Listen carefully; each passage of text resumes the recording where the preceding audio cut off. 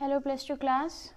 Today we are going to start our next topic, 7th topic, and the name of the topic is Imperial Household. And today's topic is from page number 242 to 246 from your NCERT Part 2 book. सो आज हम topic जो start करने वाले हैं that is imperial house hold. Imperial means royal, royal means shahi, shahi house hold यानी उनका जो घराना हुआ करता था वो कैसे हुआ करता था, क्या क्या हुआ करता था उनके घरों में, यानी उनका जो किला हुआ करता था उसमें क्या क्या हुआ करते थे, कौन कौन लोग वहाँ पर रहा करते थे. तो जो मुगल्स का डोमेस्टिक वर्ल्ड था यानी जो उनका डोमेस्टिक संसार था उनको वो हरम कहा करते थे. यानी जहाँ मुग़ल एम्परर रहा करते थे या मुग़ल एम्परर की वाइफ रहा करती थी या उनकी मदर रहा करती थी या जितने भी रिलेटिव्स उनके रहा करते थे तो उनके हर एक रूम को, तो वहाँ पे रूम नहीं कहा जाता था, उसे क्या कहा जाता था, हरम कहा जाता था. आपने सीरियल्स में, मूवी में देखा होगा कि ये फ़लानी रानी का हरम है और ये आपने अगर जोधा अकबर सीरियल देखा हो तो उसमें यही बोला जाता है कि ये रुकैया बेगम का हरम है, ये जोधा बेगम का हरम है, ये उनकी माता का हरम है. तो इस तरह से जो उनका डोमेस्टिक वर्ल्ड था उसे हरम कहा जाता था. तो ये जो हरम वर्ड है वो कहाँ से आया था, उसकी ओरिजिनेशन कहाँ से हुई थी. ये हरम वर्ड जो है वो पर्शियन लैंग्वेज से आया था जिसका मतलब होता है सैक्रेड प्लेस.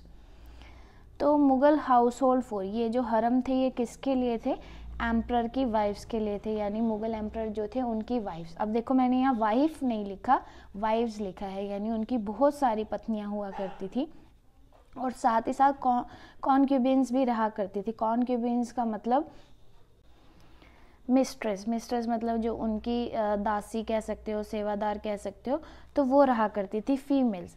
एंड और कौन रहा करते थे, नियर एंड डियर रिलेटिव्स होते थे जो राजा के रिश्तेदार हुआ करते थे, जैसे उनकी मदर हो गई, स्टेप एंड फोस्टर मदर हो गई यानी सौतेली माँ हो गई. फोस्टर मदर के बारे में हम अपने प्रीवियस टॉपिक में डिस्कस कर चुके हैं, एक तरह की दाई माँ कहलाती हैं ये फोस्टर मदर. सिस्टर्स हो गई, डॉटर्स हो गई, डॉटर इन लॉ यानी उनकी बहुएँ हो गई, आंट्स हो गई, चिल्ड्रन हो गई, and female servants and slaves, जो फीमेल नौकर और दासियाँ हुआ करती थी वो उनके लिए ये क्या हुआ करता था, हाउस होल्ड हुआ करता था जिसे हरम कहा जाता है. तो आई होप आपको हरम का मतलब समझ आ गया होगा, ये भी पता लग गया होगा कि हरम जो है वो किसके लिए यूज़ किया जाता था और ये वर्ड जो है वो कहाँ से आया है. सो मुग़ल एम्पायर के टाइम में जो मैरिज सिस्टम चल रहा था that is polygamy marriage system. Polygamy marriage system मतलब जब एक हस्बैंड की एक से ज़्यादा वाइफ होती है, एक से ज़्यादा शादियाँ होती है, उसे पॉलीगैमी मैरिज सिस्टम कहा जाता है. अगर मैं आपसे पूछूं तो कौन से चैप्टर में हमने मैरिज सिस्टम को डिफ़ाइन किया था, ये आज का आपका 1 मार्क का होमवर्क रहेगा. विदाउट हेल्पिंग योर बुक्स या without exploring your books, if you can answer this question, मैं ये समझूंगी कि आप अपनी हिस्ट्री को लेकर बहुत सीरियस हैं और बहुत हार्ड वर्कर्स हैं. तो अपने जो ग्रुप बना हुआ है आपका उसमें इस आंसर को मेंशन करें कि ये जो मैरिज सिस्टम जहाँ हमने डिफ़ाइन किया था कि डिफरेंट टाइप्स के मैरिज सिस्टम हुआ करते थे, पॉलीगैमी हो गई, एंडोगैमी हो गई, वो हमने कौन से चैप्टर में डिस्कस किया था. ओके तो वहाँ पे कौन सा मैरिज सिस्टम चल रहा था, that is polygamy marriage system, यानी जिसमें एक हस्बैंड की एक से ज़्यादा शादियाँ होती है, एक से ज़्यादा वाइफ्स होती हैं. अब हम बात करेंगे कि ये जो इतनी सारी पत्नियां वो लोग रखा करते थे, मतलब इतनी सारी शादियां किया करते थे, उन शादियों को करने के पीछे उनका क्या पर्पज़ हुआ करता था. तो मेनली 3 पर्पज़ हैं यहाँ पे. टू कनेक्ट 2 किंगडम्स, जब 2 किंगडम्स को आपस में जोड़ना होता था और एक बड़े किंगडम में कन्वर्ट करना होता था तो वो क्या कर लेते थे, शादी कर लेते थे. जैसे ये एक एम्परर का किंगडम हो गया और एक ये उसके राइवल्स का किंगडम हो गया. तो ये लोग क्या करते थे, आपस में कनेक्ट हो जाते थे और इस किंगडम को एक किंगडम में बना देते थे. वो कैसे, जो यहाँ का रूलर होता था वो इनकी बेटी से या इनकी बहन से शादी कर लिया करता था. और सेकंड पॉइंट रहेगा टू स्ट्रेंथन द 2 किंगडम्स, यानी 2 वीक किंगडम्स हैं वो आपस में मिल जाते थे, एक रिश्ता जोड़ लेते थे और उनसे उनका जो किंगडम था वो स्ट्रॉन्ग बन जाता था बाय मैरिज सिस्टम. और to resolve the war between two kingdoms. ऐसा भी होता था कि इस किंगडम और इस किंगडम का आपस में वार चल रहा है, उस वॉर को ख़त्म करने के लिए, उस फाइट को ख़त्म करने के लिए, उस कॉन्फ्लिक्ट को ख़त्म करने के लिए ये एक रिश्तेदारी बना लेते थे, यानी जो यहाँ का मेल कैंडिडेट होता था वो यहाँ के फीमेल कैंडिडेट से शादी कर लिया करता था। इस तरह से जो था वहाँ पे मैरिज सिस्टम चल रहा था और एक राजा की काफ़ी सारी रानियाँ होती जा रही थी। तो एक यही बड़ा जो रीज़न है वो रीज़न रहेगा। जो मुग़ल एम्पायर था वो काफ़ी वास्ट किंगशिप नेटवर्क था, यानी उनका जो नेटवर्क था, यानी उनका जो एम्पायर था वो बहुत बड़ा एम्पायर था। वो कैसे इतना बड़ा हो गया या इसके एक्सपेंशन का क्या कारण था, वही मैरिज सिस्टम था। क्योंकि मैरिज सिस्टम के थ्रू क्या हो रहे थे, एम्पायर्स जो थे एक दूसरे से जुड़ रहे थे और जिसकी वजह से जो मुग़ल एम्पायर था वो बहुत बड़ा नेटवर्क बन गया था। इसीलिए मैंने इस पॉइंट को क्या लिखा, नोट में लिखा। ये 1 मार्क के लिए क्वेश्चन आ सकता है। आपका ये चैप्टर जो है वो बोर्ड पॉइंट ऑफ व्यू से काफ़ी इंपॉर्टेंट चैप्टर है। इसमें से लॉन्ग क्वेश्चन एंड हमारे MCQs बहुत सारे बनते हैं, तो इसे बड़े डीपली हमने लेना है। इसलिए मैंने इस पॉइंट को नोट में लिखा, alliances were only the reason of vast kingship network. कि ये जो अलायंसेज हो रहे थे, अलायंसेज जो वर्ड है वो आपने शायद अब बिग बॉस में भी काफ़ी बार सुना होगा। तो अलायंसेस का मतलब संधि कर लेना, मतलब ग्रुप बना लेना, ग्रुपिज्म कर लेना।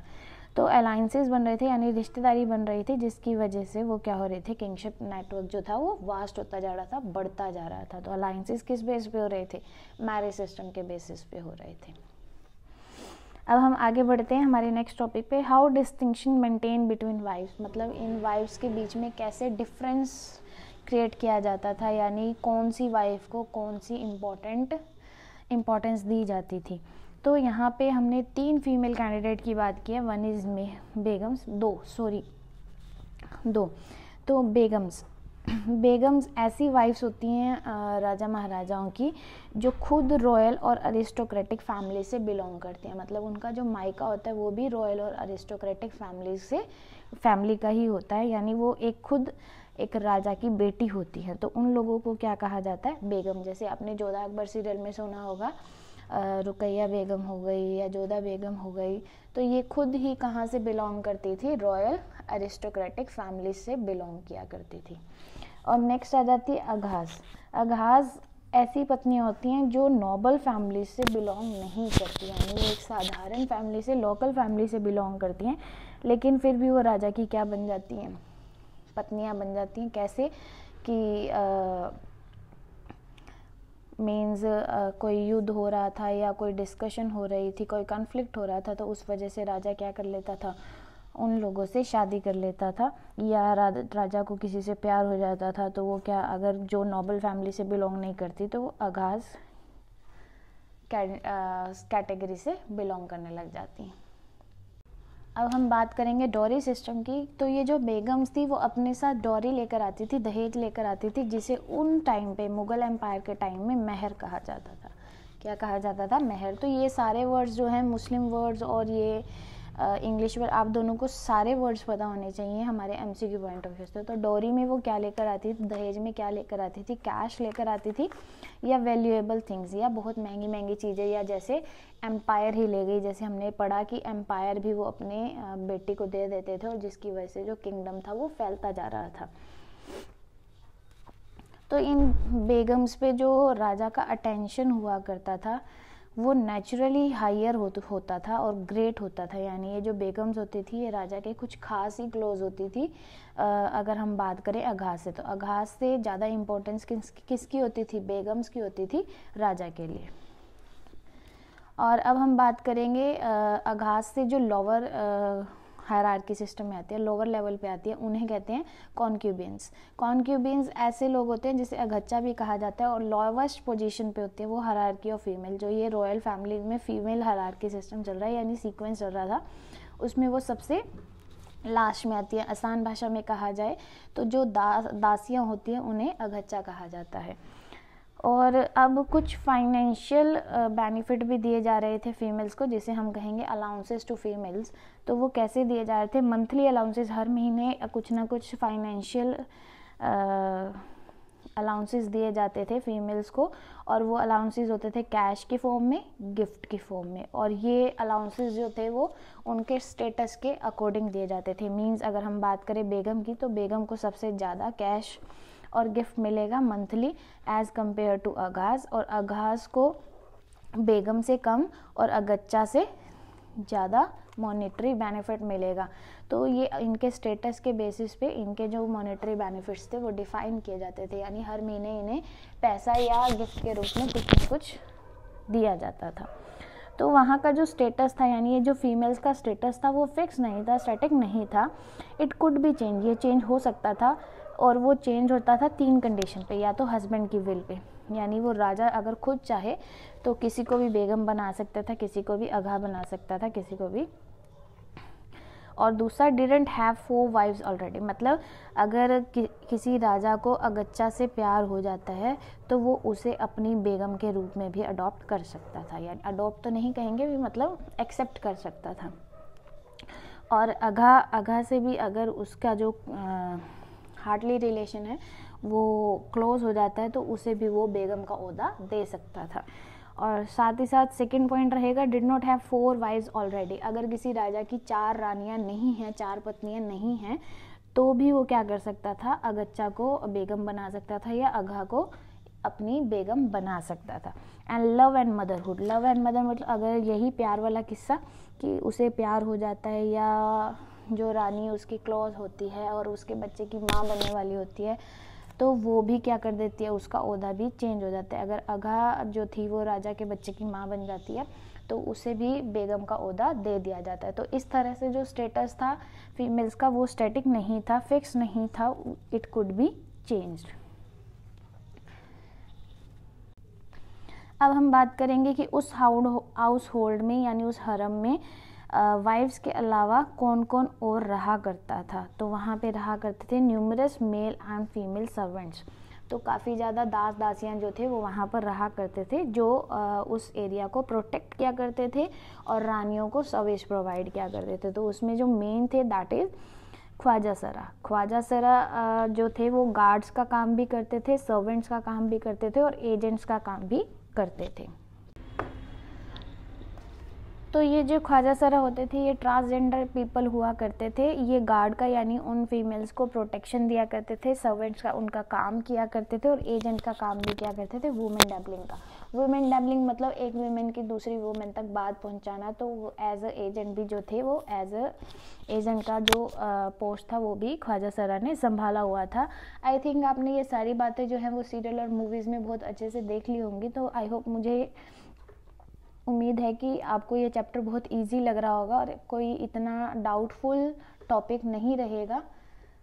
सो आगे हम बात करेंगे कि जो फाइनेंशियल अलाउंसेस थे उनमें कैसे चेंज आया। तो अर्लियर जो अलाउंसेस दिए जाते थे वो सिर्फ 3 फीमेल्स को दिए जाते थे, वो बेगम्स, अगाज और अगच्चास को। लेकिन फिर क्या हुआ था, नूरजहाँ के बाद ये जो फाइनेंशियल अलाउंसेस थे ये बेगम्स को भी दिए जाने लगे, अगाज को भी दिए जाने लगे, अगच्चास को भी दिए जाने लगे, क्वींस को भी दिए जाने लगे, प्रिंसेस को भी दिए जाने लगे, यानी उनकी मदर को भी दिए जाने लगे, उनकी बेटियों को भी दिए जाने लगे। तो नूरजहाँ के बाद क्या हुआ था कि ये जो अलाउंसेस थे बेगम्स को भी दिए जाने लगे, क्वींस को, रानियों को भी दिए जाने लगे, प्रिंसेस को, राजकुमारियों को भी दिए, यानी पहले सिर्फ बेगम्स को दिए जाते थे, फिर राजा की माँ को दिए जाने लगे, राजा की बेटियों को दिए जाने लगे, बेगम, अगाज और अगच्चास को तो दिए जा ही रहे थे। तो ये कुछ चेंजेस हुए थे। एक बात और, नूरजहाँ जो थी वो जहांगीर की बेगम थी। अब आपने ये भी बताना है कि जहांगीर कौन था। मैंने आपको पहले प्रीवियस टॉपिक में या प्रीवियस लेक्चर में ये बात बताई थी कि जहांगीर किसको कहा गया था।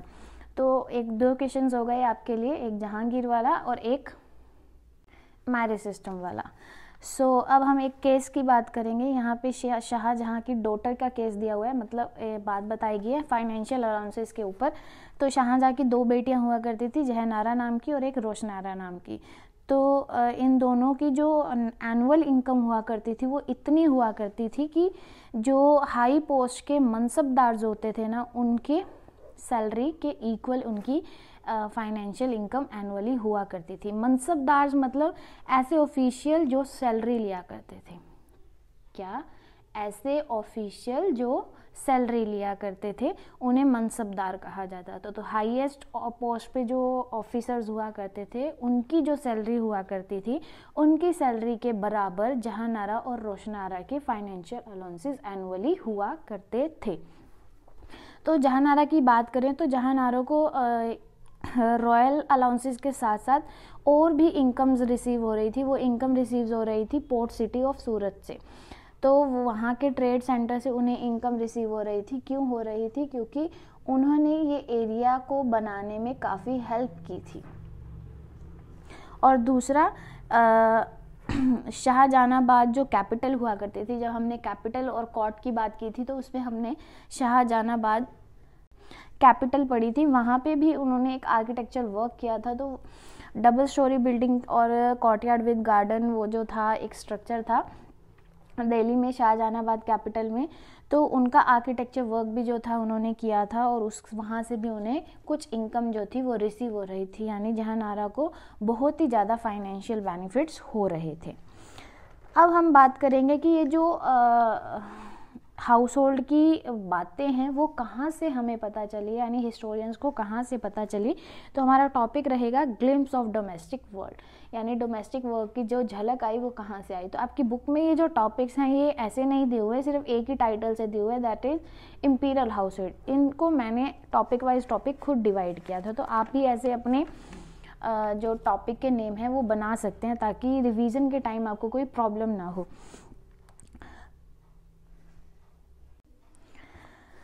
तो एक लेडी हुआ करती थी जिन्होंने हुमायूं नामा लिखा था। उनका नाम था गुलबदन बेगम। क्या नाम था? गुलबदन बेगम। और वो थी बाबर की बेटी। तो बाबर की बेटी ने हुमायूं नामा लिखा था। उन्होंने मुग़ल एम्पायर के टाइम के डोमेस्टिक वर्ल्ड की डिस्क्रिप्शन दी थी और वो डिस्क्रिप्शन थी इयोलॉजी के फॉर्म में। इयोलॉजी मीन्स रिटन या ओरल डिस्क्रिप्शन जिसमें आप सिर्फ गुड्स थिंग्स मेंशन करते हैं। क्या करते हैं? गुड्स थिंग मेंशन करते हैं। और इन्होंने सिर्फ अच्छी बातें ही नहीं बताई, पॉजिटिव बातें नहीं बताई, बल्कि सब कुछ बताया। वो भी बताया कि कॉन्फ्लिक्ट्स वहाँ पे कैसे कैसे हुआ करते थे, उन कॉन्फ्लिक्ट्स को कैसे एम्परर जो थे वो सॉल्व किया करते थे और वुमेन का कैसे रोल रहता था इन कॉन्फ्लिक्ट्स के डिस्कशन में या जो भी इम्पोर्टेंट डिस्कशन हुआ करती थी। तो मुग़ल एम्पायर में वीमेन को भी डिस्कशन में इन्वॉल्व किया जाता था। तो ये सारी की सारी जो बातें हैं वो गुलबदन बेगम ने बताई थी हुमायूं नामा में। और जो गुलबदन बेगम है वो बाबर की बेटी हैं। और इस लेडी की एक खासियत और भी थी, ये टर्किश और पर्शियन दोनों लैंग्वेज को लिख सकती थी। तो आपको पता ही है टर्किश लैंग्वेज जो है इनकी ओरिजिनेशन है और पर्शियन जो है वो अकबर की वजह से इंट्रोड्यूस की गई थी। तो अबुल फैज़ल ने जब अकबरनामा को लिखना स्टार्ट किया था तो अकबर ने अपनी ही आंट को यानी गुलबदन बेगम को ही रिक्वेस्ट की थी कि वो बाबर और हुमायूं के टाइम की जो मेमोरीज़ है वो अबुल फैज़ल को बताएं ताकि वो अकबरनामा में इस चीज़ को डिस्क्राइब कर सके अपनी लैंग्वेज में। तो ये हमारा 7 टॉपिक था इम्पीरियल हाउस होल्ड, जिसमें हमने हरम के बारे में पढ़ा। फिर ये भी पढ़ा कि जो मुग़ल एम्पायर था वो कैसे अपना नेटवर्क बढ़ाता चला गया। और फिर हमने वहाँ पे मैरिज सिस्टम के बारे में पढ़ा, फिर फीमेल्स हायरार्की सिस्टम के बारे में पढ़ा, और फिर जो फाइनेंशियल अलाउंसेस का सिस्टम चेंज हुआ था वो पढ़ा। और ये भी पढ़ा कि जो शाहजहाँ की बेटियाँ थी उन्हें फाइनेंशियली बहुत ज़्यादा बेनिफिट्स हो रहे थे। और फिर हमने ये पढ़ा कि ये जो डोमेस्टिक वर्ल्ड के बारे में हमें पता चला तो वो किसके थ्रू पता चला। तो ये एक टॉपिक था बहुत ही इंटरेस्टिंग। आई होप आपको समझ आया होगा। आज का जो वीडियो वो थोड़ा सा लेंथी वीडियो होगा क्योंकि मैं कल और परसों में ये जो चैप्टर है फिनिश कर दूँगी। So have patience and do your work timely. तो अब हम मूव करते हैं हमारे नेक्स्ट टॉपिक की तरफ, that is 8th topic and the name of the topic is imperial officials. तो ये जो टॉपिक है ये 244 पेज से स्टार्ट होता है 246 तक।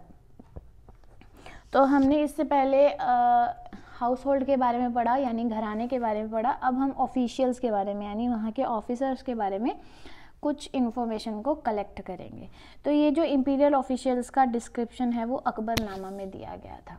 किसमें दिया गया था? अकबरनामा में। तो MCQ पॉइंट ऑफ व्यू से ये काफ़ी इंपॉर्टेंट चीज़ें हैं, प्लीज़ इसे हाईलाइट कर लें।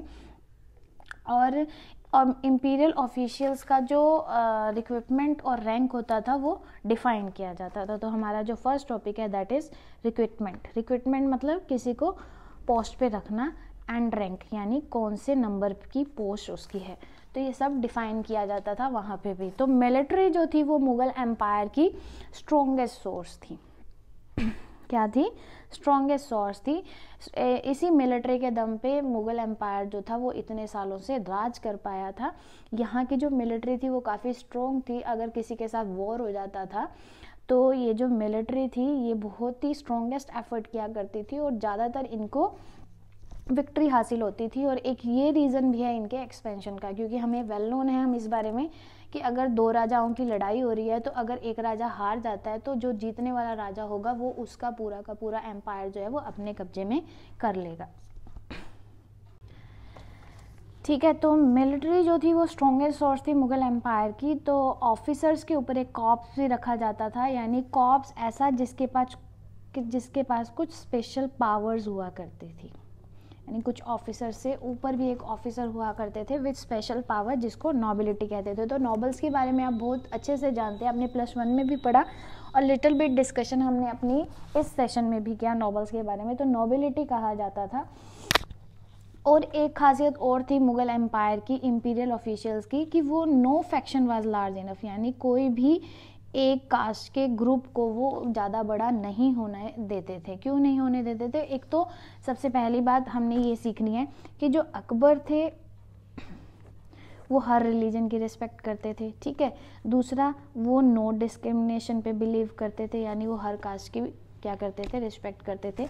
और इसके बावजूद उन्होंने अपने एम्पायर में नो फैक्शन को फॉलो किया। नो फैक्शन को मतलब एक ग्रुप को उन्होंने नहीं रखा, यानी ये नहीं कि सिर्फ उनके पास मुस्लिम फोर्स ही थी और कोई फोर्स नहीं थी। उन्होंने एक कास्ट की फोर्स को अपनी एम्पायर में नहीं रखा। क्यों नहीं रखा? उसके पीछे बहुत इंटरेस्टिंग रीज़न था। वो ये था कि अगर एक कास्ट होती वहाँ पे, सपोज अगर मुस्लिम की ही आर्मी होती मुग़ल एम्पायर में, तो उनका जो लीडर होता कभी ना कभी अगर वो भड़क जाता है या उसके माइंड में ऐसे आ जाता कि हम राजा के खिलाफ हो जाएं, तो पूरी की पूरी आर्मी जो होगी वो राजा के खिलाफ हो जाएगी और जो एम्पायर है वो वीक पड़ जाएगा। तो इस बात को सोच में रखते हुए राजा ने क्या किया, यानी मुग़ल एम्पायर ने क्या किया, उन्होंने नो फैक्शन को फॉलो किया, यानी डिफरेंट कास्ट को वहाँ पे मिलिट्री के रूप में रखा गया और किसी भी कास्ट को उन्होंने ज़्यादा बड़ा नहीं किया, ताकि जिस वजह से वो मेजॉरिटी और राजा के अगेंस्ट ना हो पाए। तो ये बहुत ही इंपॉर्टेंट चीज़ है आपके टॉपिक के लिए। इसे बड़े अच्छे से अपनी नोटबुक में डिस्क्राइब कर लें और इस पॉइंट को भी हाईलाइट कर लें। तो जो ऑफिसर कॉर्प्स हुआ करते थे उन्हें डिस्क्राइब किया गया हिस्टोरियन के through as bouquet of flowers. क्या कहा गया? बुके ऑफ फ्लावर्स, जिसे हम हिंदी में गुलदस्ता कहते हैं। तो पहले क्या था, जो इम्पीरियल सर्विस में लोग हुआ करते थे, ऑफिसर्स हुआ करते थे, वो तुरानीज और ईरानियन हुआ करते थे। कौन हुआ करते थे? तुरानीज एंड ईरानियन। और वो कब से हो रहे थे? जब हुमायूं थे। ठीक है, लेकिन 1560 के बाद दो रूलिंग ग्रुप्स जो थे वो ऐड कर दिए गए थे इम्पीरियल सर्विस में, that is Rajput and Indian Muslims. Rajput and Indian Muslim. तो इंडियन मुस्लिम्स को क्या कहा जाता था? शेख जदाज कहा जाता था। क्या कहा जाता था? शेख जदाज। तो देख लो, आप खुद ही देखो एमसीक्यू पॉइंट ऑफ व्यू से कितने क्वेश्चंस हमारे यहाँ से अराइज हो जाते हैं। तो इंडियन मुस्लिम्स को शेख जदाज कहा जाता था। तो पहले जो राजपूत चीफ थे उनका नाम था राजा भरमल ख्वाजा ऑफ अम्बेर। तो अम्बेर के जो राजा हुआ करते थे राजा भरमल ख्वाजा खचवाहा जो भी नाम है, वो फर्स्ट राजपूत चीफ थे और जिनकी बेटी से अकबर ने शादी भी की थी। और इसे लर्न करने के लिए सबसे इजी मैं अगर आपको बता दूं तो जो अकबर की फेवरेट रानी थी, यानी जिससे अकबर को प्यार हो गया था, जो आपको पता भी होगा, जिसका नाम जोधा था, तो जिसके नाम पे सीरियल भी बना था, मूवी भी बनी जोधा अकबर। तो जोधा के जो फादर हुआ करते थे उनका नाम था राजा भरमल खचवाहा, और उन्हीं की बेटी यानी जोधा से क्या की थी, अकबर ने शादी की थी। तो इस तरह से आप जो फर्स्ट राजपूत चीफ है उनके नाम को याद रख सकते हैं, राजा भरमल।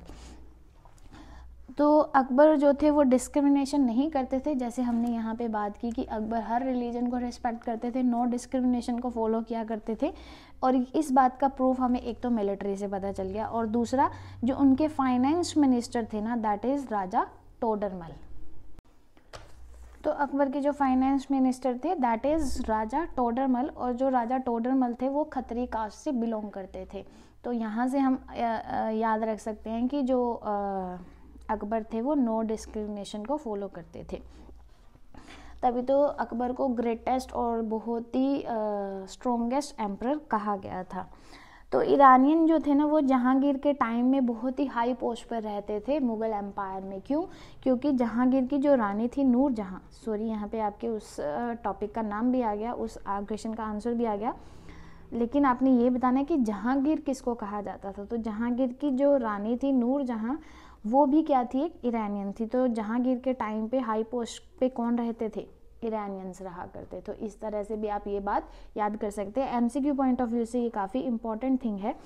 और औरंगजेब के टाइम में राजपूत और मराठास को रखा गया था एज ऑफिशियल्स। क्या रखा गया था? राजपूत और मराठास को। किसके टाइम पीरियड में? औरंगजेब के टाइम पीरियड में। तो ये जो नॉबल्स हुआ करते थे इन्हें बहुत ही अच्छे तरीके से ट्रेन किया जाता था। Striking arm of Mughal army जो होते थे, यानी जो उनका मेन आर्मी हुआ करती थी वो कैवलरी आर्मी हुआ करती थी, यानी जो घोड़ों पे बैठकर युद्ध लड़ा जाता था वो, तो उन्हें काफ़ी ज़्यादा ट्रेन किया जाता था। और जो ट्रूपर्स हुआ करते थे वो ऐसे घोड़े रखा करते थे जो सुपीरियर हो। लेकिन हमेशा ये याद रखना कि कौन सा घोड़ा सुपीरियर है कौन सा इन्फीरियर है, तो उसके लिए काफ़ी प्रॉब्लम होती थी। तो वो क्या दे देते थे? इम्पीरियल मार्क दे देते थे, एक शाही मार्क दे देते थे, दाग दे देते थे, जिसे दाग कहा गया।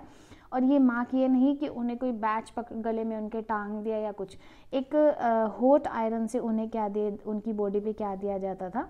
मार्क दिया जाता था, यानी गर्म लोहे से कोई निशान दिया जाता था उनके बॉडी पे, ताकि इससे पता चले कि ये सुपीरियर हॉर्स है, और उसे इम्पीरियल मार्क या दाग कहा जाता था। ठीक है। तो जो एम्परर थे वो हाई ऑफिशियल्स को खुद पर्सनली चेक किया करते थे, यानी उनकी रिपोर्ट लिया करते थे।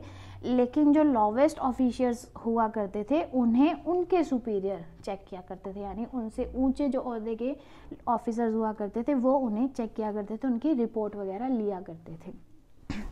तो ये मानसब सिस्टम। अब मानसब मैंने आपको पहले भी बताया, मानसबदार कौन हुआ करते थे? ऐसे ऑफिसर्स जो सैलरी लिया करते थे। तो मानसब का मतलब सैलरी। तो ये जो सैलरी सिस्टम था इसे किसने बनाया था?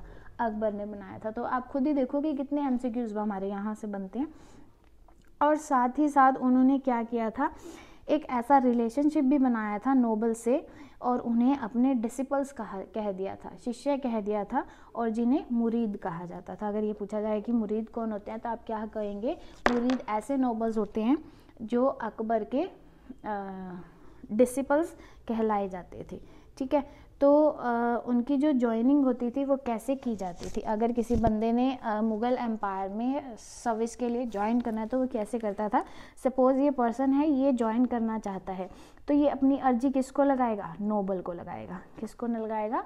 नोबल को लगाएगा। और नोबल क्या करेगा? रूलर को तजवीज़ देगा। क्या देगा? तजवीज़। तो तजवीज़ का मतलब यहाँ पे हम अल्टीमेटली ये कह सकते हैं कि अप्रोच करेगा वो राजा को इसके बारे में। अगर ये सूटेबल होगा तो इसे मनसब ग्रांट कर दिया जाएगा, यानी सर्विस पे रख लिया जाएगा और उसे सैलरी दे दी जाएगी। तो एक पर्सन हुआ करते थे मीर बख्शी, जिसे पे मास्टर जनरल कहा जाता था, यानी जो सैलरी वहाँ पे दिया करता था, मनसब दिया करता था कोर्ट में।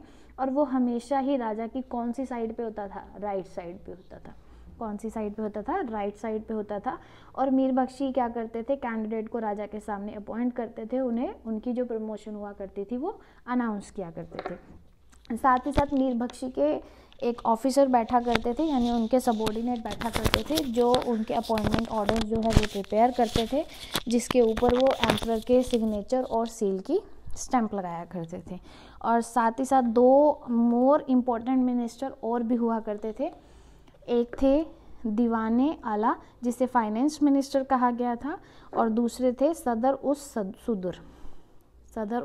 सुदर, जो ग्रांट्स को, जो मिनिस्टर ऑफ ग्रांट्स हुआ करते थे, यानी ग्रांटिंग का काम किया करते थे, या हम कहेंगे ऐसे इंचार्ज जो लोकल जज अपॉइंट करते थे, जिन्हें हम काजी कहा करते हैं। आपने प्लस वन में पढ़ा होगा कि काजी को लोकल जज के रूप में अपॉइंट किया जाता था जब हमने central Islamic land chapter discuss किया था।